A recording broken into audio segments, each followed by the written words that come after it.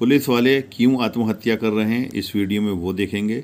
साथ ही अगले जुम्मे को रामपुर में और पूरे हिंदुस्तान में ही होली भी पड़ रही है और रमज़ान का दूसरा जुम्मा है। इसको लेकर रामपुर पुलिस कप्तान ने जो तैयारी की है, देख सकते हैं कि मॉक ड्रिल रिहर्सल वो अपने जवानों को करा रहे हैं। हाथ में उनके देख सकते हैं कि ये आंसू गोश छोड़ने वाली बंदूकें हैं और दूसरी टाइप की गन्स हैं। किस तरह से अगर कोई दंगा फसाद या कुछ हो जाए तो उससे कैसे निपटा जाए, इसको लेकर रिजर्व पुलिस लाइन में रामपुर पुलिस कप्तान, एडिशनल एसपी और तमाम अन्य अधिकारियों के साथ में मिलकर इन सब लोगों ने रिहर्सल की और किसी भी स्थिति से निपटने के लिए तैयारियां मुकम्मल की। देखिए ये छोटी सी रिपोर्ट।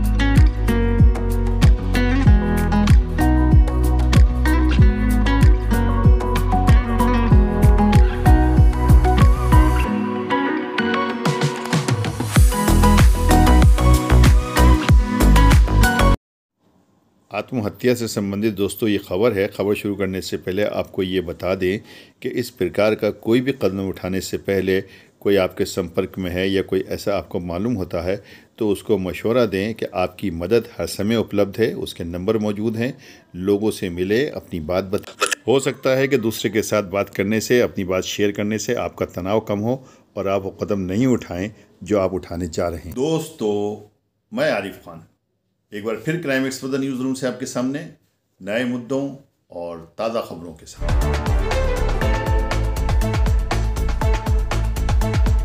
ऐसा कहा जाता है कि जो लोग जीवन की परेशानियों से तंग आकर आत्महत्या कर लेते हैं, खुदकशी कर लेते हैं, वो सबसे ज़्यादा कमज़ोर और बुज़दिल लोग कहलाते हैं। और जब इस प्रकार के मामले वेल सेटल्ड पुलिस विभाग के व्यक्तियों के साथ जुड़े हों तो मामला और गंभीर हो जाता है और आदमी आश्चर्य के साथ साथ कई सवाल भी उसके जहन में उठते हैं कि आखिर पुलिस विभाग के लोग ऐसा क्यों कर रहे हैं। इसी पे आज चर्चा है, बस बने रहिए शुरू से आखिर तक मेरे साथ। इसे पूरा सुनिए और हो सके तो कमेंट्स के ज़रिए अपने सुझाव भी दीजिए। सुसाइड और आत्महत्या के मामलों की परिभाषा अभी तक पूरी तरह ठीक से सामने नहीं आई है, क्योंकि कुछ मामलों में आत्महत्या क्यों की है ये राज ही रह जाता है।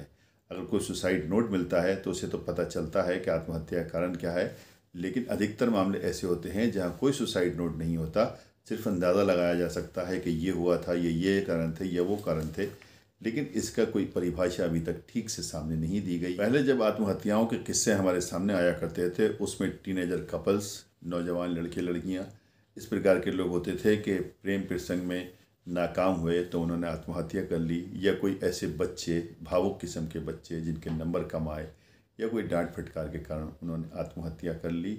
लेकिन अब ताज्जुब ये होता है कि वेल सेटल्ड लोग, और वो भी पुलिस विभाग से संबंधित, जब आत्महत्याएं करते हैं तो लोगों के जहन में बड़े सवाल खड़े होते हैं।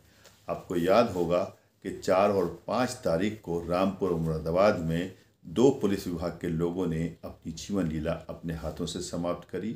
एक तो मुरादाबाद के PAC IG के घर में तैनात पुलिसकर्मी ने अपनी राइफ़ल से अपने सर को गोली मारकर उड़ा दिया, और दूसरे यहाँ पर रामपुर स्वार कोतवाली में तैनात दरोगा नायब खान ने फंदे पर लटक कर अपनी जीवन लीला समाप्त कर ली। नायब खान के मामले में बताया जाता था कि उनकी 2 पत्नियाँ थीं, लेकिन ये बात की पुष्टि ठीक से नहीं है हमारे पास में, लेकिन जैसे हमने मीडिया रिपोर्ट्स के आधार पे सुना है उसी आधार पे हम बता रहे हैं आपको। बहरहाल जब वो उनकी पत्नी, जो समीना नाम की उनकी पत्नी है, उसने जब उनको फ़ोन किया और उनका फ़ोन नहीं उठा तो उसे चिंता हुई और उसने स्वार कोतवाली में फ़ोन किया कि दरोगा जी फ़ोन नहीं उठा रहे हैं, देखिए ज़रा क्या मामला है। और जब वहाँ के पुलिसकर्मी वहाँ पर उनके क्वार्टर में गए जहाँ पे वो बैरक में जिसमें रह रहे थे, जब तोड़ के देखा तो फंदे से उनका शव लटक रहा था। बहरहाल पुलिस ने अपनी कार्रवाई करते हुए वो शव तो पोस्टमार्टम के बाद उनके परिजनों के हवाला किया। फिर वही सब जो होता है, अब जानते हैं कि उनके ख़ानदान वालों का आना, उसमें उनका रोना और कोहराम, वो सब कुछ इसके अंदर में शामिल था। लेकिन सवाल ये नहीं है, सवाल ये है कि आखिर वो क्या वजह रहती हैं कि जो पुलिसकर्मी छोटी छोटी बातों के ऊपर आत्महत्याएँ करके अपना जीवन समाप्त कर लेते हैं। नायब खान जिन्होंने के सुसाइड किया, वो अच्छी खासी उम्र के आदमी थे, 50 साल की उम्र के आदमी थे और वेल सेटल्ड फैमिली थी। दरोगा बनना, आज तक दरोगा के पद तक पहुँचना कोई मामूली बात नहीं होती हैगी। तो ऐसे सेटल्ड लोग जो है, जो आत्महत्याएं कर रहे हैं, वो क्यों कर रहे हैं? यही सवाल है और यही मुद्दा है। इस पर गंभीरता से विचार करने की ज़रूरत है। हमारे संवाददाता ने इस संबंध में जब बुद्धिजीवियों से बात की, का मानना यह था कि हमारे हिंदुस्तान की पुलिस आज भी वैसी है जैसे पहले थी, यानी उसी हिसाब से काम करती है जैसे कि पहले काम करती थी। हालांकि इसमें कोई दो राय नहीं है कि थोड़ा बदलाव तो ज़रूर आया है। आज के पुलिस वाले बहुत ज़्यादा पढ़े लिखे हैं और समझदार भी हैं, बात करने की तमीज़ भी है, जबकि पहला ऐसा बहुत कम होता था।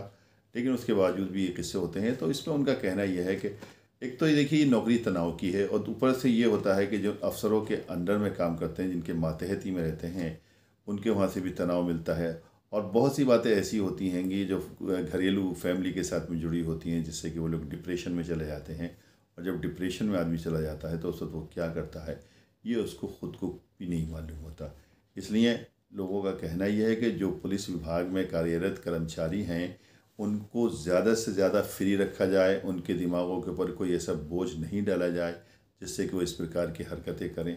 अक्सर ऐसा भी सुनने में आता है कि एक पुलिस वाले ने अपने साथी 8-10 पुलिस वालों के ऊपर एकदम अपनी राइफ़ल तान दी या राइफ़ल खोल दी, ओपन फायर कर दिया, तो 5-6 पुलिस वाले ज़ख्मी हो गए और 5-6 मर गए। इसमें के भी किस्से सामने आते हैं। वो सारे किस्से जो होते हैं वो डिप्रेशन में ही होते हैं और ये जो आत्महत्याएँ जो होती हैं, ये भी डिप्रेशन में ही होती हैं। तो इस प्रकार से जो लोग उनमें तनाव में रहते हैं, क्योंकि पुलिस का काम वैसे भी तनाव का है, 24 घंटे उनकी ड्यूटी रहती है, कब कौन बुला ले, कब कहाँ पे चले जाएं।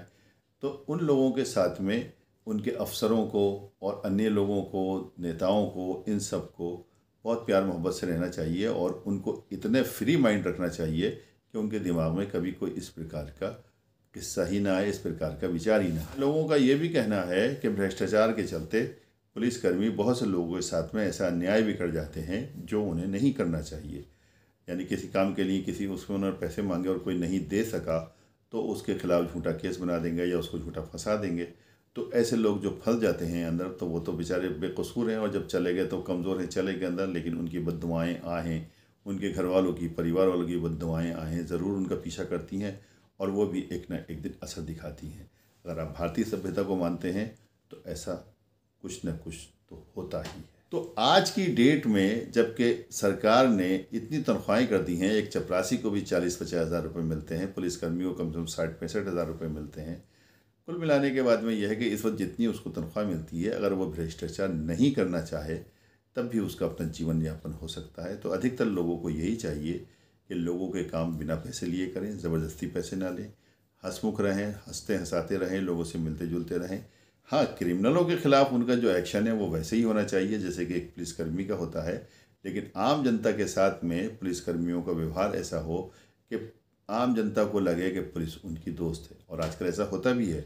आजकल जो पुलिस का मोटिव है या पुलिस को जिस प्रकार से डायरेक्शन इंस्ट्रक्शंस हैं, वो यही है कि जनता के बीच में एक मित्रता कायम करें। रामपुर में कई एसपी रहे और अभी वर्तमान जो एसपी हैं, इनकी आदत भी बहुत अच्छी है और लोगों से मित्रतापूर्ण मिलते हैं। इससे पहले द्विवेदी जी थे, उनकी भी आदत बहुत अच्छी थी, सबके साथ में प्रेम संबंध बना के रखते थे। उससे पहले शुक्ला जी थे, वो तो हंसते हंसाते रहते थे और वो कहते थे कि रामपुर के लोग मुझे अपने परिवार के लोग जैसे लगते हैं।